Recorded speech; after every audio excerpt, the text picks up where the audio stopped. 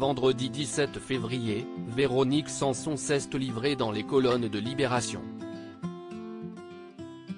Une semaine après le terrible accident ayant impliqué Pierre Palmade, la chanteuse a expliqué que son ex-mari faisait déjà beaucoup la fête à l'époque de leur mariage, au point de ne pas pouvoir suivre le rythme.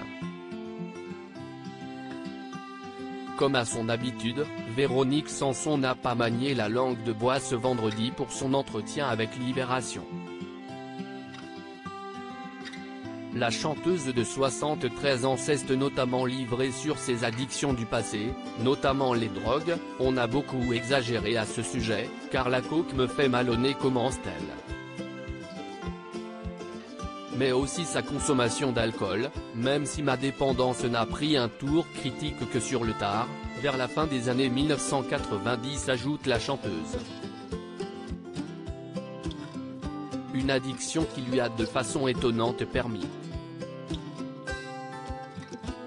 de rencontrer son dernier compagnon Christian Meillan, son parrain aux Alcooliques Anonymes. Mais avant cela, une autre relation a fait beaucoup de mal à ses problèmes d'addiction, son mariage avec Pierre Palmade, de 1995 à 2001, lorsque l'humoriste a annoncé son homosexualité. Si Véronique Sanson est parvenue à vaincre ses démons, ce n'est pas le cas de son ex-mari, comme l'a montré l'actualité. Je suis resté de plus en plus attriel, Pierre à Paris. Vendredi dernier, Pierre Palmade a en effet été impliqué dans un terrible accident de la circulation, ayant quitté sa voie pour percuter un véhicule à contresens. Résultat, une femme enceinte a perdu son enfant à naître, tandis qu'un homme et son fils de 6 ans ont été grièvement blessés et sont toujours en soins. En pleine fête depuis plus de 24 heures, l'humoriste a reconnu avoir pris de la cocaïne et des médicaments, au point de ne plus se souvenir avoir pris le volant ce soir-là.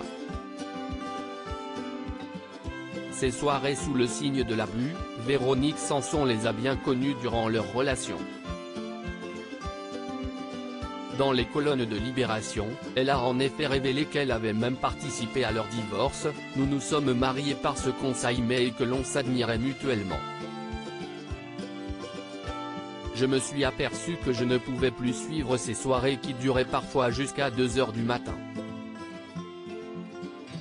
Je suis resté de plus en plus attriel, Pierre à Paris.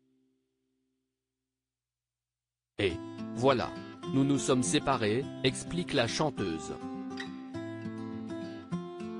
Une époque qui ne semble jamais avoir connu d'épilogue pour Pierre Palmade, au point de payer le prix fort.